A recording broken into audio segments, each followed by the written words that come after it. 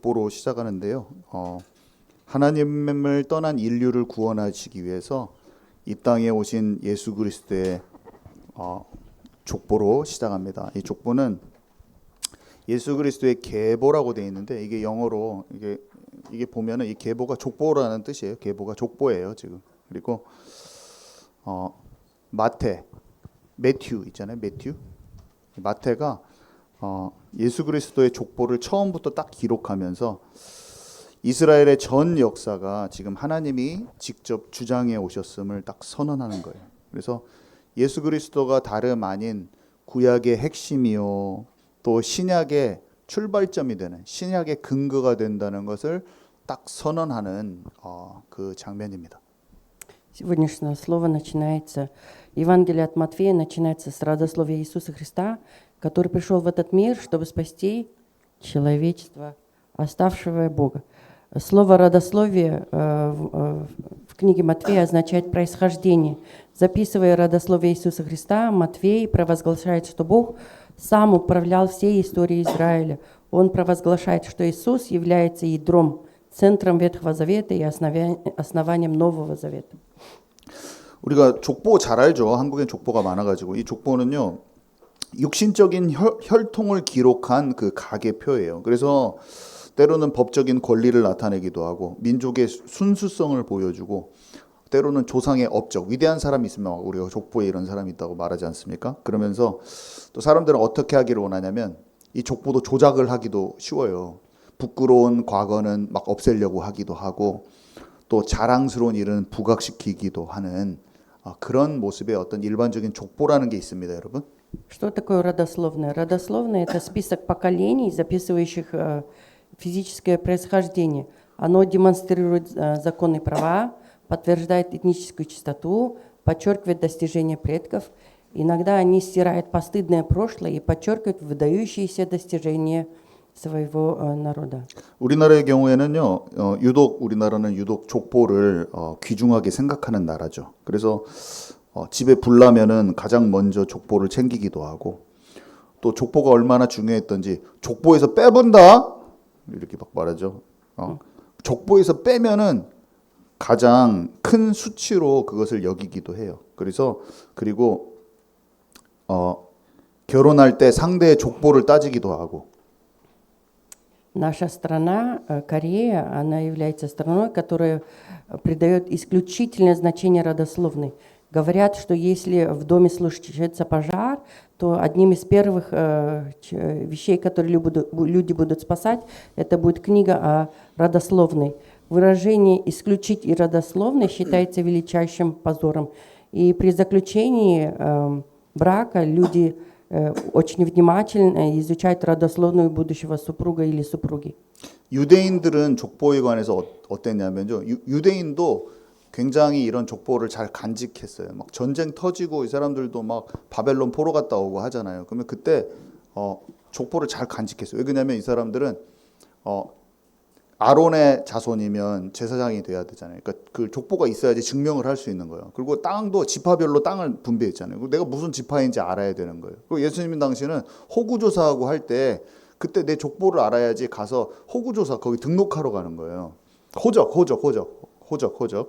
그래서 성경에 보면 이스라엘 사람들 참 족보를 중요히 여겼다는 게 딱 느껴지는 게 뭐냐면, 뭐 이세 아들 다윗이요, 막 그 족보 쭉 나열합니다. 막 누구 아들이고 할아버지 누구고 막 그래요. 그래서 족보는 이처럼 그 사람의 개인의 존재와 또 사회적 신분과 민족 안에서의 또 어떤 것인지 이것을 정당화해주고 증명해주는 이런 분명한 어떤 그런 증거가 된다는 것을 우리가 알 수 있습니다.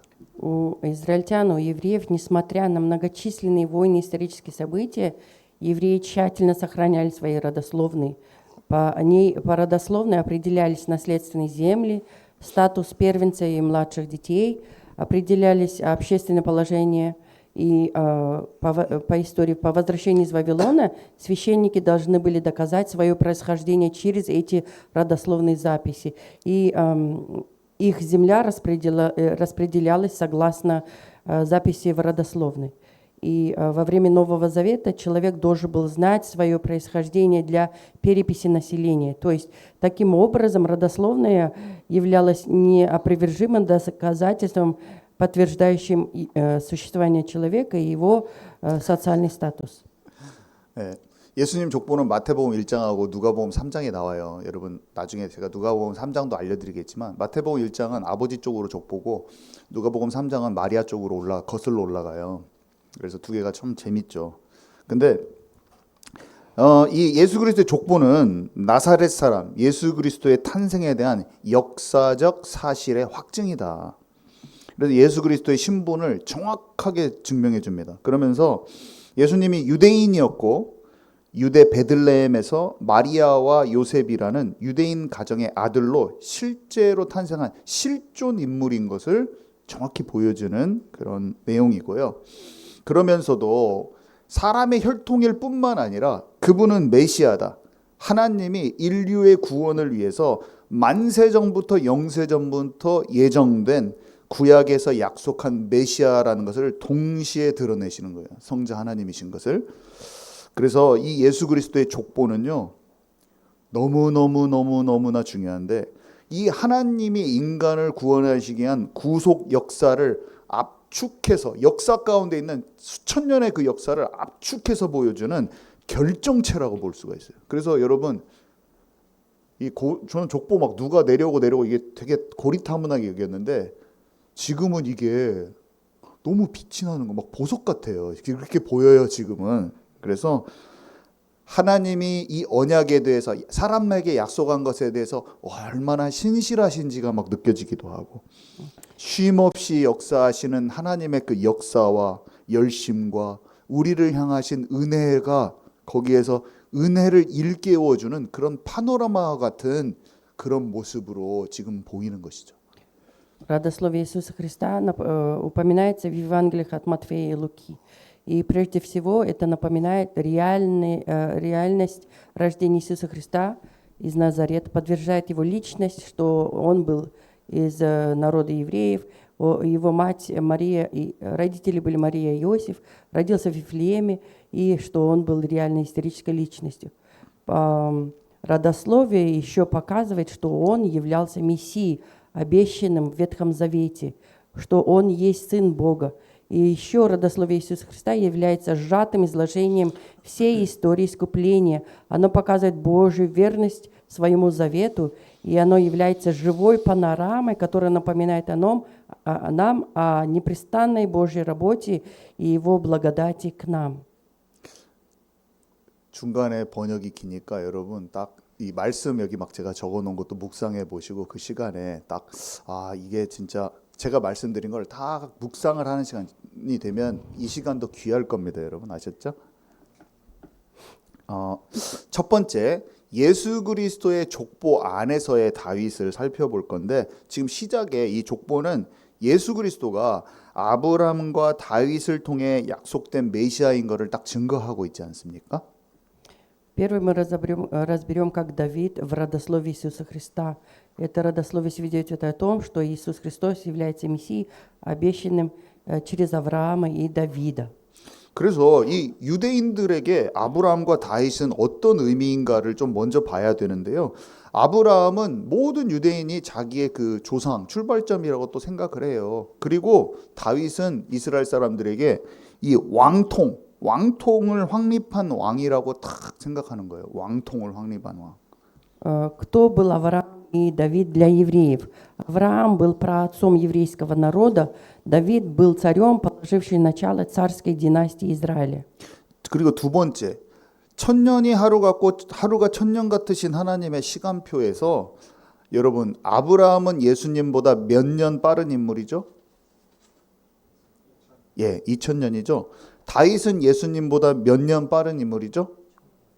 1000년이에요. 그러니까 아브라함부터 아담까지 1000년, 아브라함부터 다윗까지 1000년, 다윗부터 예수님까지 1000년인 거예요. По Божьему расписанию Авраам жил примерно за 2000 лет до Иисуса Христа, Давид жил примерно за 1000 лет до Иисуса Христа. 그래서 구속사적인 경륜을 생각하고 인간의 그 연대표를 생각했을 때도 BC 1000년 전에 있고 BC 2000년 전에 있었던 이 아브라함과 다윗을 거기에다가 누가 두셨냐고요, 여러분. 하나님이 거기다 두신 거예요. И если смотреть с точки зрения истории искупления, они занимают очень важное, удивительное место во времени. 자, 세 번째, 하나님이요 그 아브라함과 다윗에게는 특별히 약속을 해주셨는데 이 약속은 씨에 관한 약속이에요. 후손에 관한 약속이에요. 정확하게 이 둘에게는 특별히 자손과 후손에 대한 약속을 너무나 분명하게 해주셨습니다. Бог обещал Аврааму и Давиду очень важное. Он обещал семя. 근데 그 약속은 당연히 여자의 후손, 메시아, 아담에게 약속하신 그 자손, 여자의 후손과 연결되어 있는 그 약속이고요. 그 약속을 아브라함하고 다윗이 받은 거라는 거예요. Это обещание было, что Мессия придет через потомков Авраама и Давида. 그래서 아브라함의 그 창세기 22장 18절 우리 한 목소리로 읽어보도록 하겠습니다. 시작. 또 내 씨로 말미암아 천하 만민이 복을 받으리니 이는 내가 나의 말을 준행하였음이니라 하셨다 하니라. Бытие 22 глава, 18 стих. Бог Авраама обещает. «И благословлятся в семени твоем все народы земли за то, что ты послушался гласа моего». 하나님은요 아담에게 약속하신 뱀의 머리를 박살내버리겠다는 그 여자의 후손, 그가 구원자거든요. 근데 그 구원자를 아브라함의 네 자손을 통해서 그 구원자가 와서 원수 대적 마귀의 성문을 박살내버리고 모든 천하 만민에게 참된 복을 줄 자가 그 메시아가 네 후손으로 온다고 약속해버린 거예요. Бог обещает Аврааму, что из него придет сын, который разобьет голову дьявола, и что он принесет спасение его народу. 근데 하나님은요 다윗에게도 약속을 주셨는데 그 부분을 한번 읽어봅시다. 사무엘하 7장 12절에 13절입니다. 시작. 내 수완이 차서 내 조상들과 함께 누울 때에 내가 내 몸에서 날 내 씨를 내 뒤에 세워 그의 나라를 견고하게 하리라. 그는 내 이름을 위하여 집을 건축할 것이요 나는 그의 나라 왕위를 영원히 견고하게 하리라. 여러분 제가 설명 한번 드렸잖아요. 막 예언이 이중 예언이라고 그 동시적인 바로 가까운 미래와 나중의 미래를 한꺼번에 예언했는데 첫 번째는 솔로몬 왕 자기 아들 솔로몬 왕을 통해서 이루어지지만 그 아들을 통해서 영원한 왕위를 견고케 한다는 그 마지막 구절은 메시아에 관한 구절이에요, 여러분. Второй царь, 7 глава, 12-13 стих. В этом стихе говорится пророчество для того времени и для нашего времени. Первое пророчество говорится о сыне Соломоне, а вторая часть касается нас. 한마디로 지금 두 가지 성경 구절을 읽었는데요.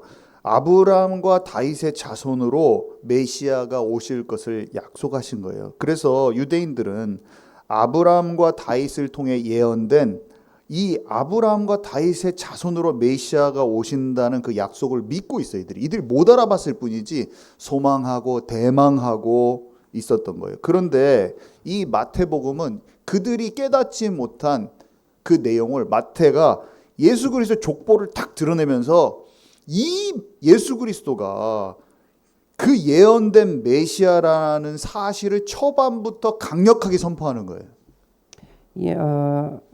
Израильтяне, они ждали Мессию, обещанного Аврааму и сыну Давида. Они с нетерпением его ожидали, и это ожидание рассказывается в родословии Евангелия от Матфея. И оно провозглашает, что этим обещанным Мессией является Иисус.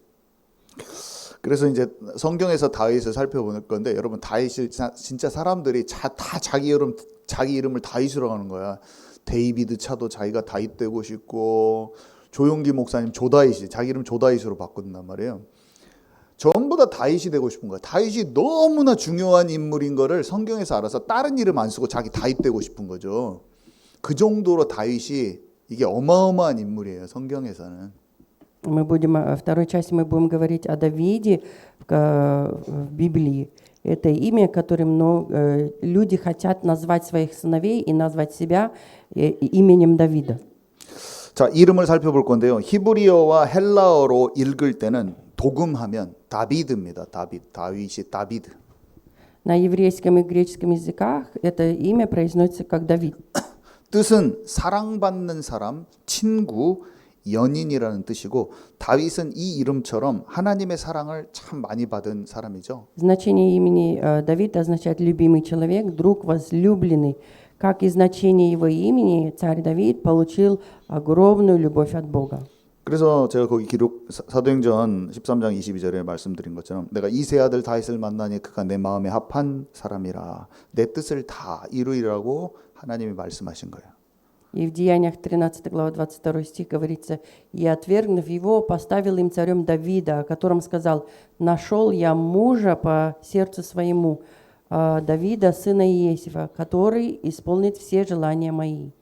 여러분 다윗은요 사소한 것도 하나님 앞에 자기 생각을 두지 않아요. 그래서 항상 우선순위를 하나님 앞에 두지 않습니까? 자기 생각에 좋은 것을 택하지 않고 하나님이 원하시는 일보다 자기 일을 앞세우지 않아요. 그래서 사람의 생각과 방법은 우리가 아무리 좋은 것을 해도 하나님의 일을 더디게 하지 않습니까? 여러분? 그래서 하나님 생각보다 내 일을 조금이라도 우기잖아요. 그러면 하나님의 일은 더 지체돼요, 여러분. 더 더뎌져요. 이거 여러분 다윗의 마음을 꼭 기억하시기 바랍니다. Мы всегда должны помнить сердце Давида.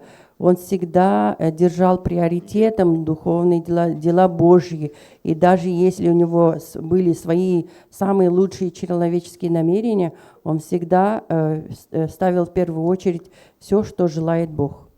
자, 두 번째 다윗의 신앙 배경은요.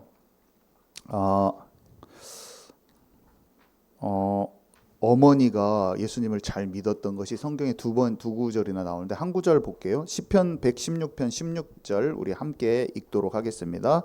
시작. 여호와여 나는 진실로 주의 종이요 주의 여종의 아들 곧 주의 종이라 주께서 나의 겨울박을 푸셨나이다. 여기서 이제 주의 여종은 다윗의 어머니를 가리키는데 다윗의 어머니가 항상 하나님 앞에 자신을 낮추며 겸손하게 섬겼음을 보여줘요. 성경에는 이런 한마디 말, 이런 말이 그냥 써진 게 아니거든요. 절대 그냥 써진 게 아닙니다. 뭐 다윗의 아버지 이새에 관해서 말할 때도 그렇고 어떤 주의 여종 이 정도 나왔을 때는 그 신앙이 깊은 거예요, 여러분. 그래서 성경을 깊이 읽고 믿음으로 읽다 보면 나중에 막 그 성경의 세밀한 것이 알아지는데 다윗의 어머니는 분명히 신실한 자였습니다, 여러분. Духовным основанием веры Давида рассказывается в Псаломе 115, стих 7. «О Господи, я раб Твой, и сын рабы Твоей, Ты разрушил узы мои». Выражение «сын рабы Твоей» указывает на мать Давида. И это показывает, что мать Давида была женщиной, которая смиренно служила Богу и склонялась перед Ним. 다윗이 지금 스스로 얘기하잖아요. 나는 진실로 주의 종인데, 나는 진실로 주의 종이고 주의 여종, 우리 어머니가 주의 여종인데 그 아들이고 그 다음에 아들 곧 주의 종입니다.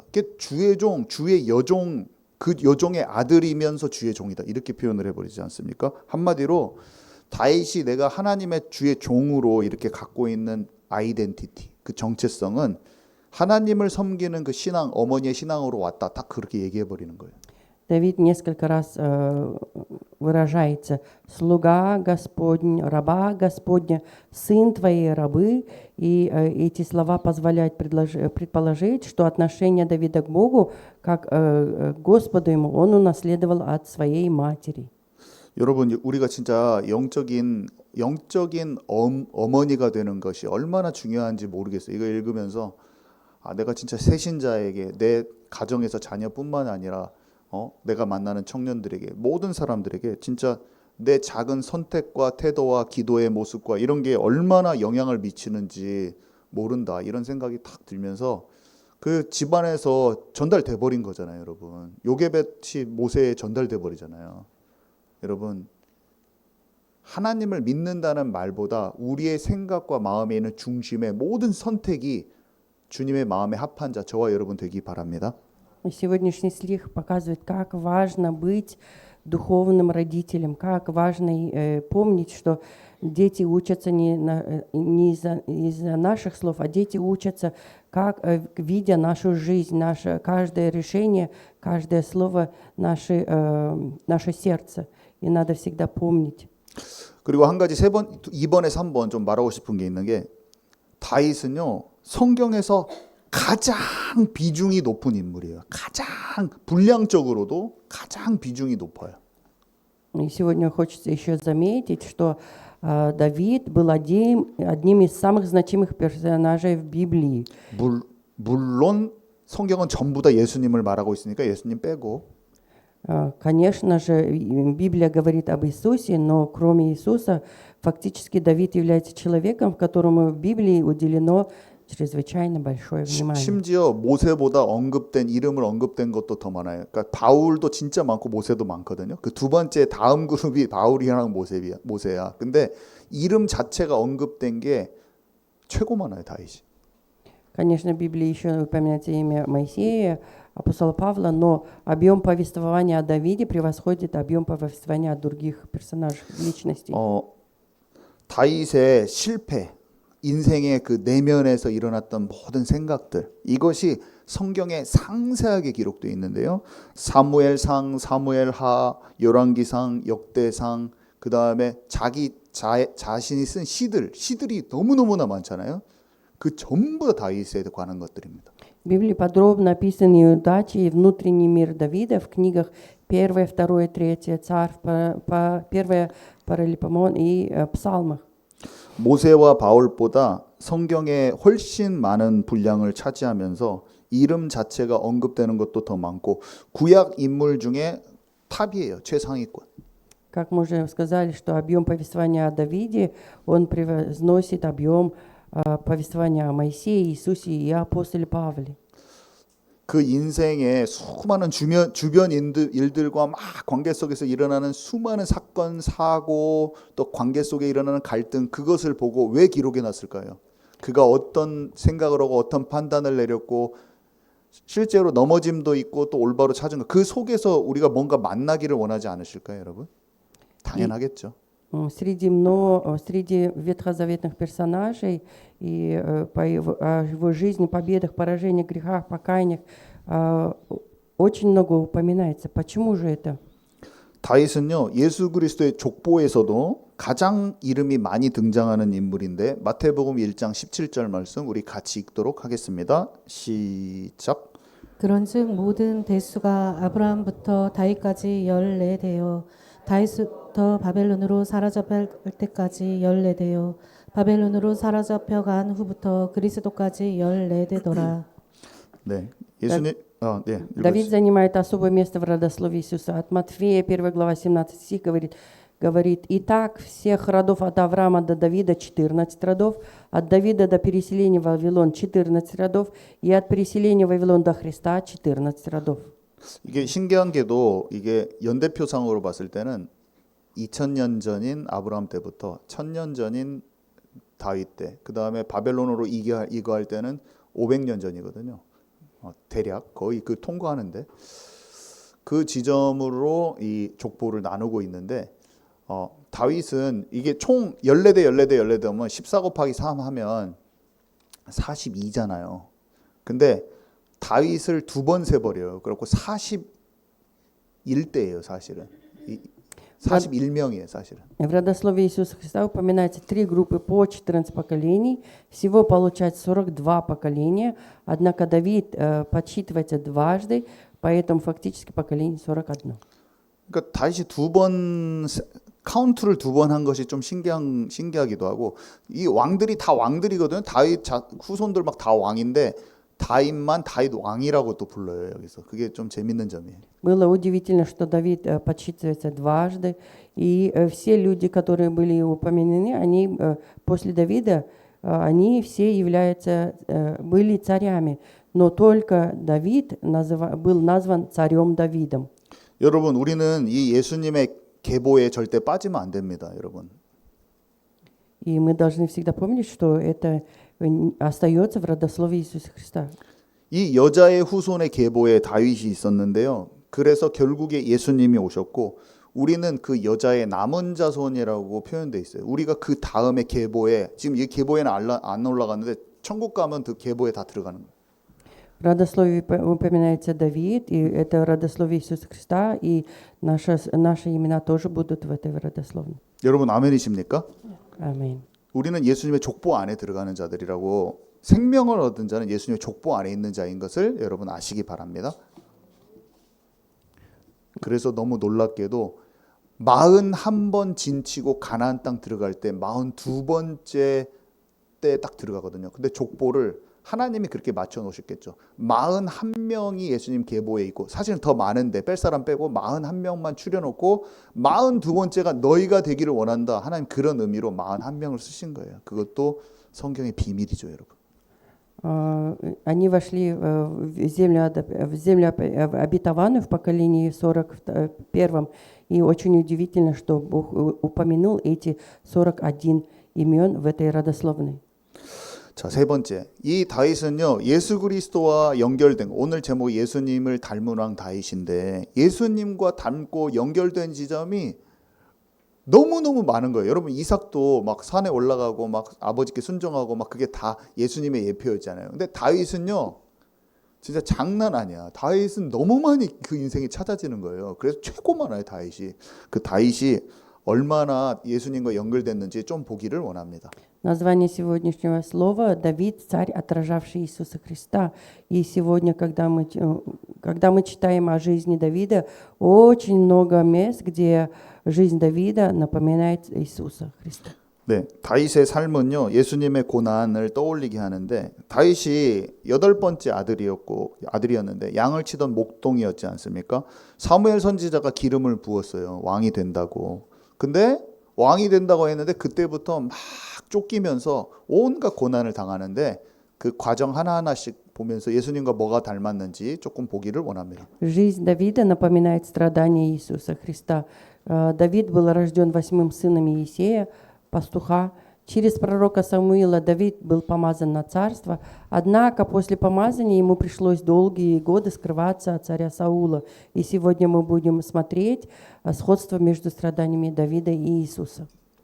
첫 번째로 다윗은 형제들과 자매들에게 손님과 같이 여겨졌는데 한마디로 외톨이였잖아요. 가족들한테 거의 공감이 안 됐어. 그리고 골리앗과 싸우러 갈 때 보면은 형이 조롱해 버려요. 형 엘리압이 기도해 주는 것도 아니고 완전히 무시해 버리고 조롱해 버리고 합니다. 예수님이 어땠냐면 요한복음 7장 5절에 보면 이는 그의 형제들까지도 예수를 믿지 아니함이라. 나중에 그 제자가 되긴 하지만 예수님의 형제가 처음부터 막 믿고 그런 게 아니에요. 가까운 사람에게 오해받고 가족 안에서 인정받지 못하는 걸 겪어요. 여러분 우리가 예수님 믿을 때 우리도 비슷한 거를 다 겪게 돼 있습니다, 여러분.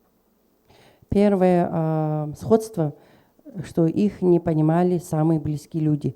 Давид был почти как чужой среди собственных братьев и сестер. Когда он пришел на поле битвы с Голиафом, его старший брат Илиаф смотрел на него свысока.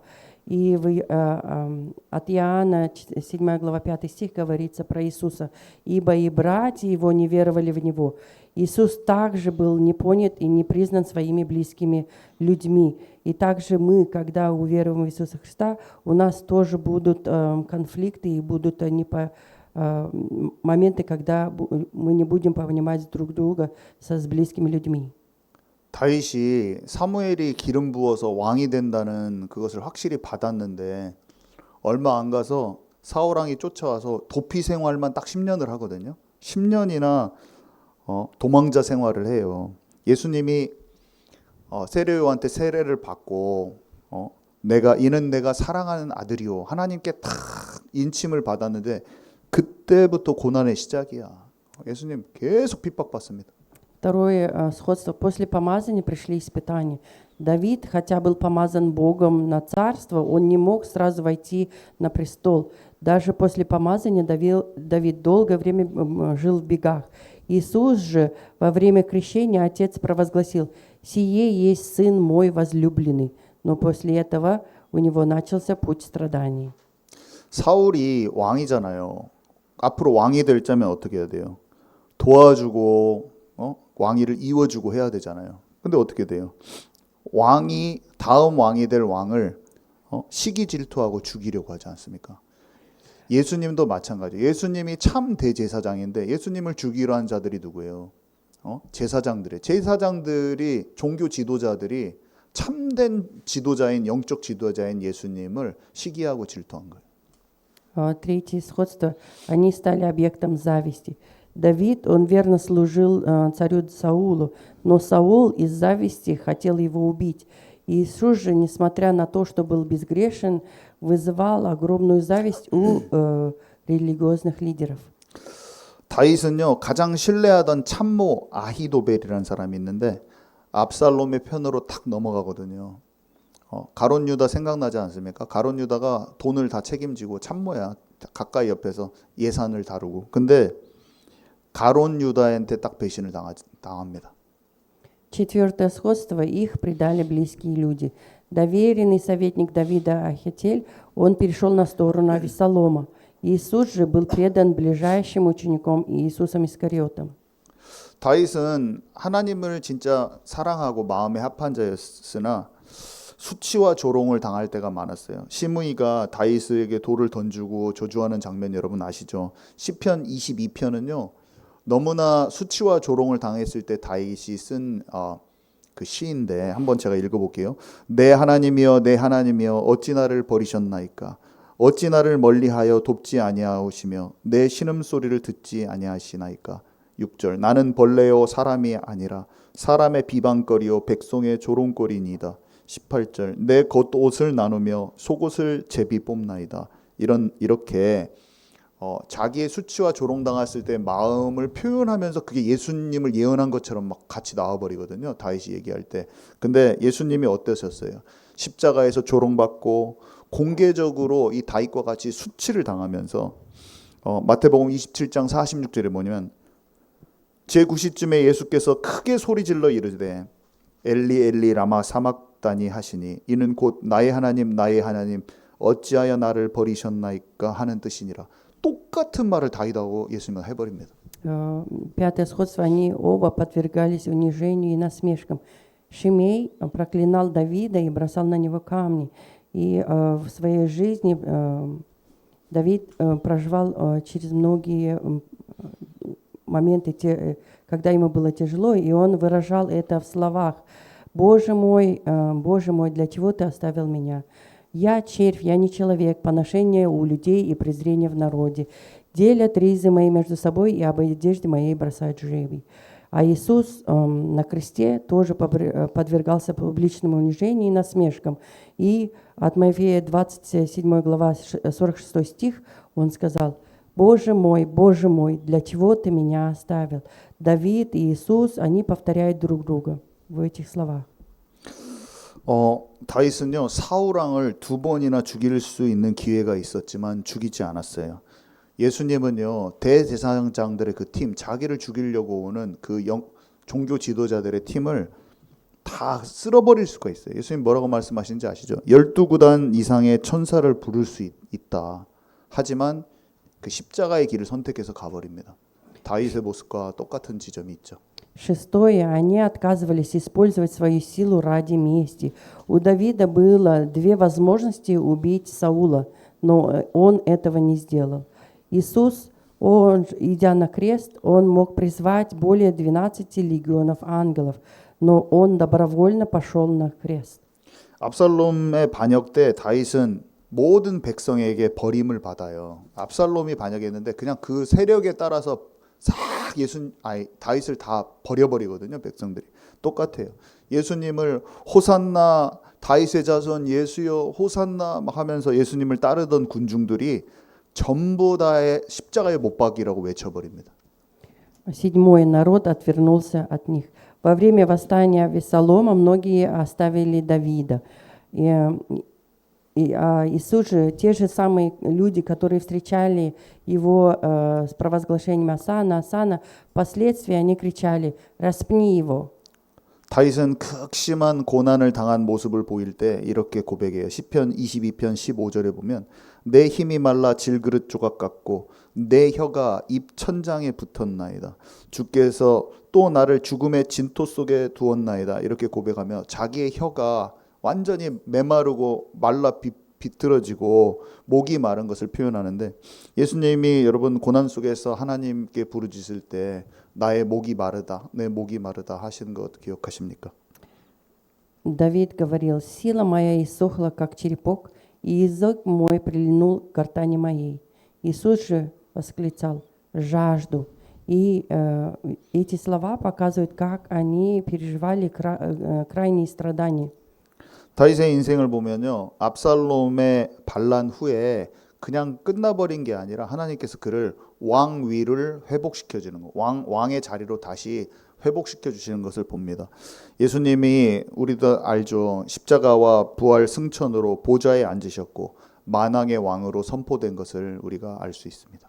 И у Давида, и у Иисуса после их больших страданий пришло восстановление. После восстания Авесолома царство Давида было восстановлено.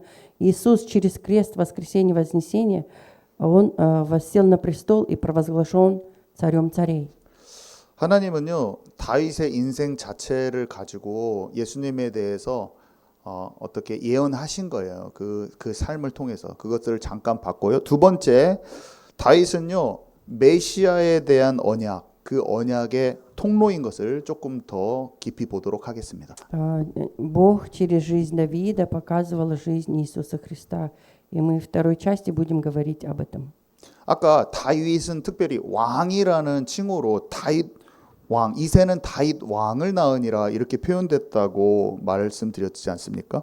Родословно было упомянено, что родился царь Давид, именно царь. 사실 이 다윗 왕이라는 표현은요, 유다 지파에서 본래 왕이 끊어지지 않는다는 그런 예언이 있었거든요. 그리고 실로가 오시기까지 끊어지지 않는다는 그 예언이 있었는데 그 예언의 성취예요, 사실은.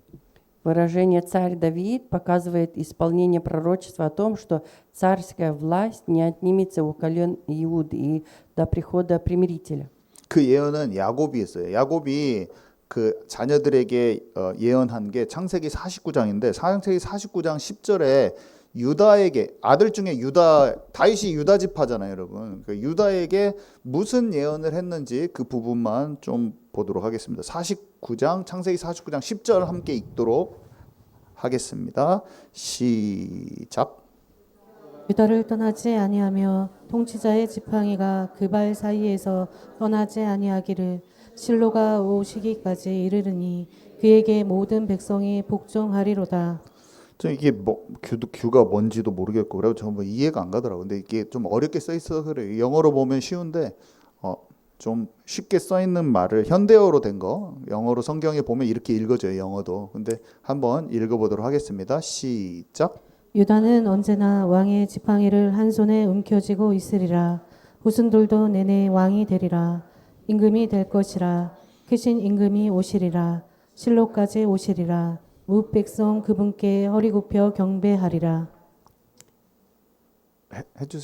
읽어주실래요? 네. Исполнение пророчества, что царская власть не отнимется из колен Иуды, говорится в стихе Бытие, 49 глава, 10 стих. В современном пересказе это звучит так. Иуда всегда будет держать в своей руке царский скипетр, его потомки будут продолжать царствовать, цари будут происходить из его рода, придет великий царь, придет примиритель, и все народы поклонятся ему. 규는 옛날에 개역 한글에 보면 홀이라고 돼 있는데 그 왕이 사용하는 이게 짧은 지팡이에요. 좀 짧아가지고 막 명령 같은 거 내릴 때 뭐 이렇게 말할 때 이렇게 들고 뭐 중요한 거 자기의 권위를 표현해주는 그런 건데 규가 떠나지 않는다는 말은 그 왕권이 유다 지파에서 이어진다는 말이에요. 한마디로 유다 지파 유다의 네 뒤에 이 이스라엘의 왕들이 쭉 이어질 거야라는 말을 야곱이 상징적으로 딱 예언을 하는 장면이거든요. Не отойдет скипетр от Иуды. Скипетр является символом царской веры, власти. И не отойдет скипетр от Иуды означает, что цари будут происходить из колена Иуды. 실로가 오시기까지 이 말은 결국에 실로가 오시기까지 그 왕들이 쭉 이어지다가 실로가 오시기까지 된다는 말인데 유다 지파를 통해서 메시아가 온다는 말이에요. 실로가 무슨 뜻이냐면 안식을 주는 자, 평화를 가져오는 자, 곧 메시아를 가리키거든요. 그 실로라는 단어가 상징하는 단어죠. 메시아를 상징하는 단어. Доколе придет Шило. Шило означает примиритель. Он означает тот, кто приносит покой, тот, кто приносит мир. Это Мессия. 그래서 다윗 왕으로 표현된 이 다윗은요 유다 지파에 소속된 왕으로서 그러니까 남유다 지파의 그 후손들이 전부 다 다윗이 조상이에요. 다윗의 후손들이야. 다 그 아들들로 이어진 거란 말이에요. 근데 이 규가 유다를 떠나지 않는다는 그 예언이 유다 지파 안에 있던 이 다윗을 통해서 성취됐음을 마태가 싹 말해주는 거예요. 다윗 왕이야. 그가 왕이었어. 그 야곱이 말했던 그 왕들 중에 한복판에 그 왕의 통치 시작된 그 지점이야. 제대로 된 왕의 시작점. 사울왕은 아니었잖아요. 제대로 된 왕권의 시작점이야. 이런 식으로 딱 얘기하려고 그 말을 한 거고, 나아가서 그 다윗의 후손 중에 실로 그 메시아가 온다는 예언도 견고케 하는 그 지점에 다윗이 서 있다 이렇게 얘기하는 거예요. Упоминание Давида в родословной как царя Давида означает, что исполнилось пророчество о том, что царская власть будет всегда находиться в колене Иуды, и более того, что через его потомство придет Мессия. 하나님이 예수님 전에 딱 1000년 전에 다윗을 1000년 전에 딱 다윗을 두시면서 구속사적으로 아주 중요한 포인트에 아주 중요한 왕으로 하나님 딱 꼽아 놓으신 거 거기다 시간표 속에 딱 1000년 전에. И упоминание царя Давида за 1000 лет до прихода Иисуса Христа – это очень важное место в искупительной истории. 그러니까 우리가 이 구속 역사 가운데 여자의 그 남은 자손으로 여자의 후손 중에서 진짜 그리스도가 오셨고 또 그 여자의 남은 살아있는 여자 신부 창기가 아닌 신부의 그 족보의 계열에서 오늘의 나의 현 위치를 다윗처럼 생생하게 발견할 수 있는 게 우리가 돼야 된다는 거예요, 여러분. И это показывает, что было важно, что произошло рождение того семени женщины в этой родословной. И также мы должны помнить, что наше место будет в этой родословной. 세 번째, 우리도 마찬가지라고 제가 써놨는데 여러분 다윗은요 너무 어려웠어요. 삶이 진짜 다윗처럼 어려운 사람이 없었어요. 가족들이 다 외면하고 장인어른이 시기 질투하고 자녀가 성폭행 사건, 간음 사건, 살인 사건, 또 너무 압살롬을 너무 사랑하는데 압살롬이 반역해 버려. 그냥 마음이 갈기갈기 찢어져 버리는 거예요. Как же это относится к нам? Жизнь Давида была очень тяжелой. Его отвергали родные, ему завидовал его тесть. У него были проблемы с детьми, насилие, убийство, мятеж. Его жизнь была наполнена отчаянием, болью, испытаниями, опасными страданиями. 여러분 그거 기억하세요? 내 아들 압살롬이 머리 걸려가지고 창으로 맞아가고 바로 죽고 그 소식을 들었는데 내 아들 압살롬아 눈물을 펑펑 흘리는 그 장면들이 사람들이 막 그림으로 그려놨잖아요. Против Давида восстал его сын Авессалом, и в битве Авессалом повис на дереве за свои волосы, и он погиб. И тогда Давид горько плакал: «Мой сын Авессалом, мой сын Авессалом». Это было ярко иллюстрировано в Библии. 다윗에게는 절망과 고통의 시간들이 너무 많았어요. 극심한 고난과 위급한 상황들이 삶 속에서 그냥 연거푸 있었어요. Очень, в его жизни очень было много отчаяния, боли, испытаний. 근데 다윗이 뭘 알았습니까, 여러분? 다윗은요, 하나님이 자기를 사랑하시는 줄도 알고 자신의 생명을 반드시 지켜주시고 반드시 자기를 인도하시고 자기를 향한 하나님의 모든 계획을 그 관계 속에서 다 이루어 가시고 끝내 결국 자기를 하나님의 나라로 인도하실 그 모든 소망을 잃지 않았다는 거예요. Проживая такую тяжелую жизнь, Давид всегда помнил об одной истине. Он понимал, что тех, кого любит Бог, Он хранит, ведет и непременно исполняет свой замысел о них. И всегда Давид говорил: «Господь, пастор мой, я ни в чем не буду нуждаться». 완전히 버려지고 완전히 죽을 위기에 처하고 돈도 없이 완전히 맨 땅에 헤딩해야 되는 땅바닥에 길거리에 나 앉았는데 여호와는 나의 목자시니 내가 부족함이 없으리로다. Он был один, его все оставили, он жил в тяжелых ситуациях, он жил в опасностях, но он всегда говорил: Господь есть пастырь мой, и нет у меня нужды. 왕의 자리에는 당연히 가지도 못하고 목동의 자리에서 비천한 자리, 누가 아무도 알아주지도 않고 인정받지도 못하는 그런 자리에서 자기의 일이라는 게, 자기의 사역이라는 게 너무 조그만해. 근데 양 한 마리도 잃지 않는 중심으로.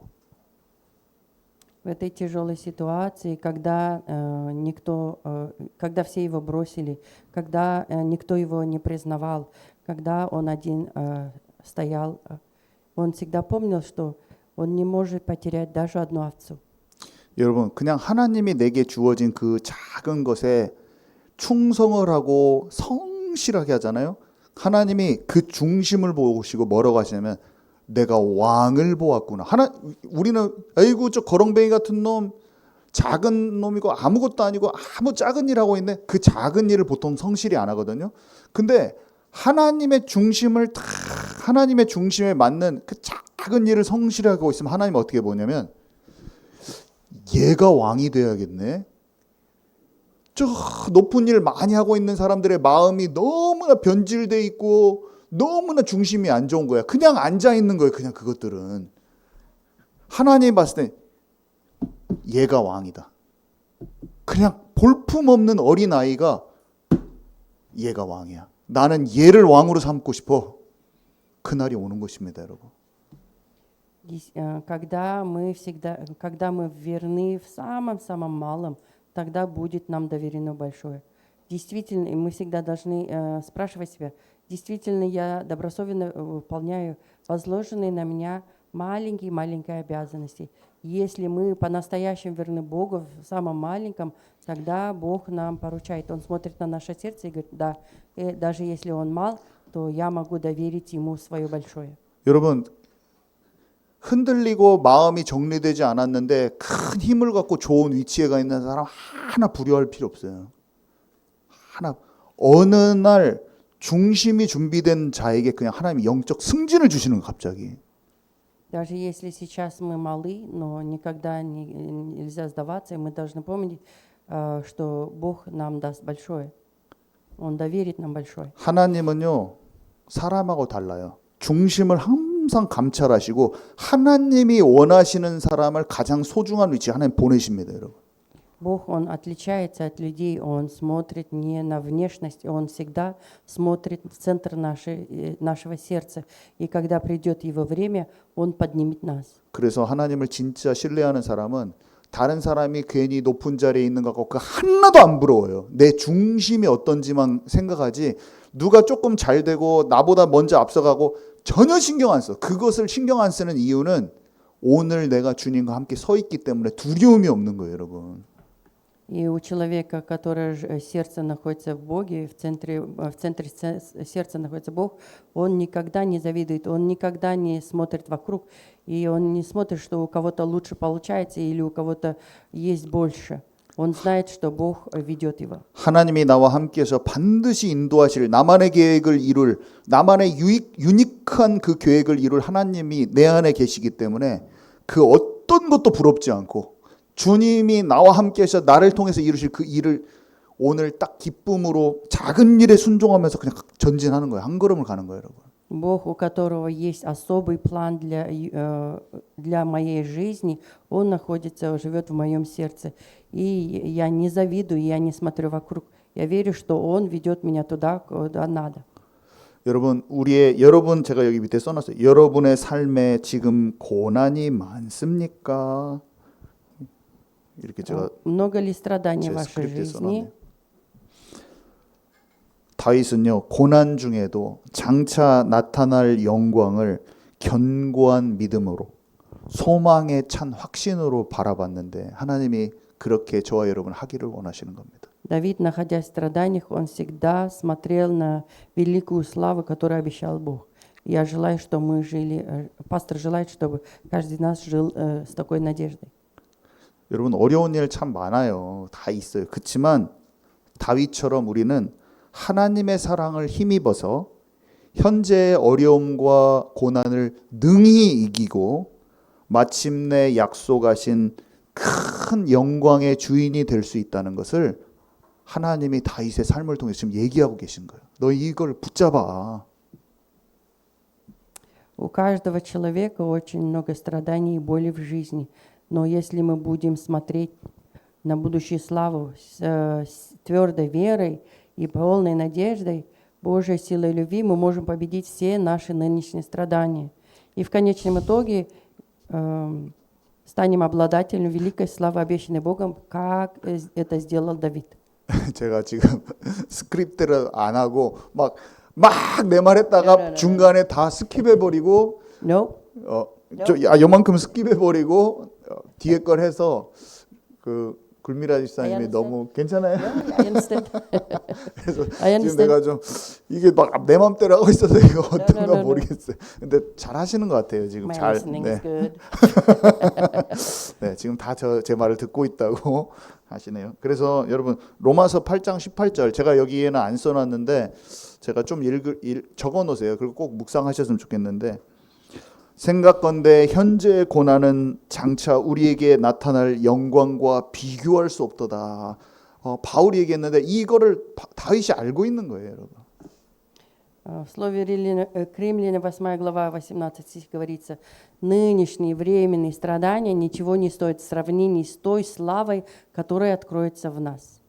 고린도후서 4장 17, 18절에 보면 우리가 잠시 받는 이 환난에 경한 것이 지극히 크고 영원한 영광에 중한 것을 우리에게 이루게 함이니 우리가 주목하는 것은 보이는 것이 아니요 보이지 않는 것이니 보이는 것은 잠깐이요 보이지 않는 것은 영원함이라. 다윗이 이걸 한 겁니다.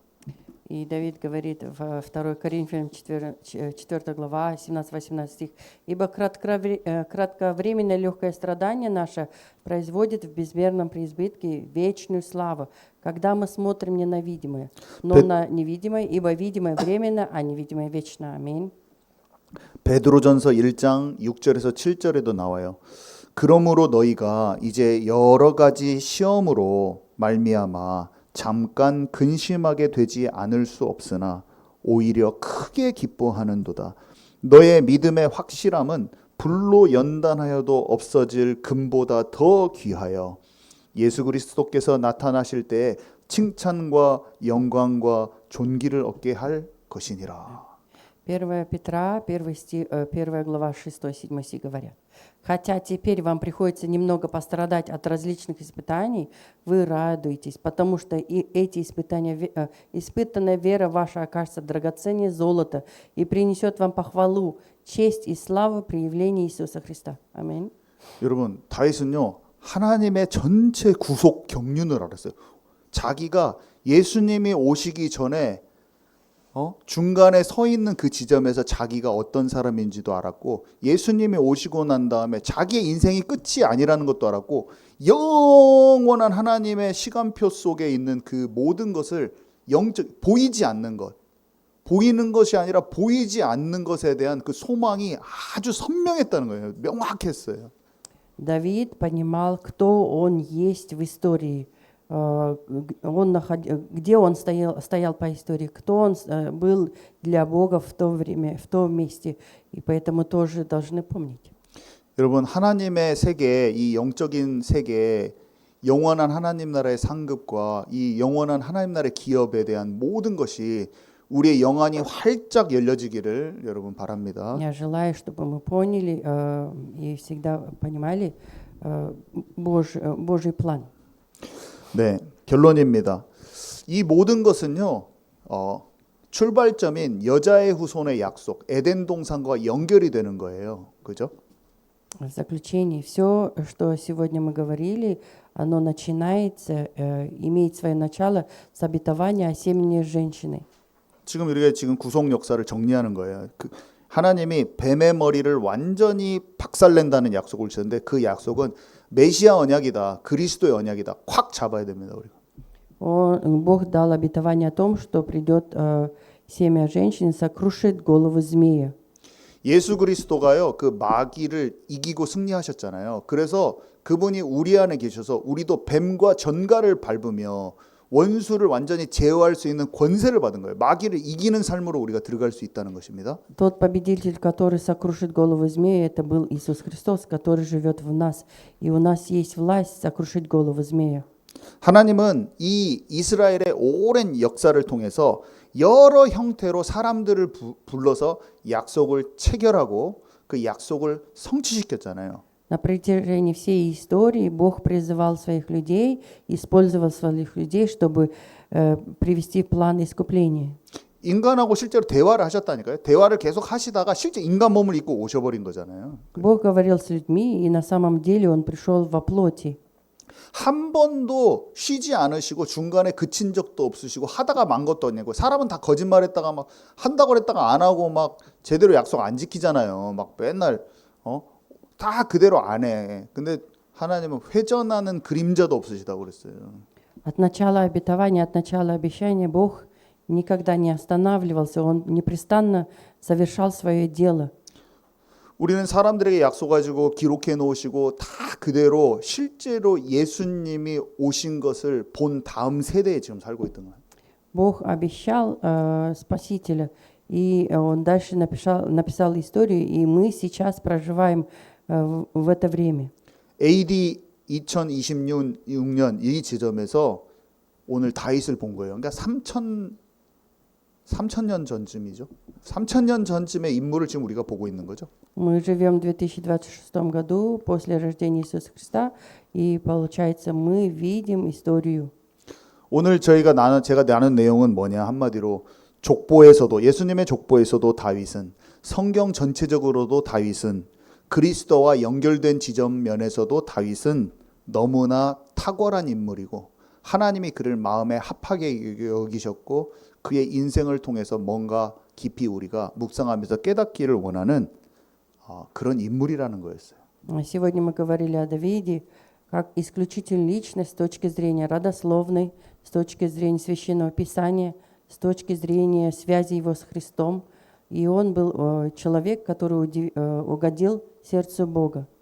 그래서 삼국지도 재밌는데 다윗의 모든 되게 삼국지랑 비슷해요. 다윗이 이 전쟁이랑 막 나라들 근데 거기에 하나님과 연결된 얘기가 딱 써 있거든요. 다윗에는. 그래서 와 이게 비교해서 읽어도 재밌고 뭐가 빠졌는지가 다 알아져 버려요. 너무 재밌어요. 이 다윗의 인생 얘기. 그래서 다윗의 인생 얘기 여러분들 뼈대는 알지만 제가 깊은 것을 나눌 겁니다. 엄청 재밌을 건데 그 이야기 속에서 우리는 다윗을 통해서 예수님도 만나고 우리는 또 다윗의 삶이 지금 우리의 신앙생활하고 깊이 연결되어 있기 때문에 우리의 삶의 모습도 보게 되는 그 시간들을 제가 좀 앞으로 나눌 것입니다. Сегодня мы кратко говорили об жизни Давида, которая была наполнена многими событиями. И вообще, если мы узнаем про Давида и его жизнь, она очень была интересной, и была связь с Иисусом Христом. И мы будем об этом глубже размышлять позже. 네, 기도하고 마치겠습니다. 하나님 감사드립니다. 사람은 쉽게 거짓을 말하나 하나님은 사람과 달리 거짓말하지 않으시고 약속한 일은 절대 바꾸시지 않으시고 반드시 성취시키셨음을 성경을 통하여 역사를 통하여 다시 확인합니다. 천지는 없어져도 하나님의 말씀은 1.1획도 없어지지 않고 이루어지는 것을 믿습니다. 그래서 오늘 또 우리에게 들려진 이 말씀을 꼭 붙들어 봅니다.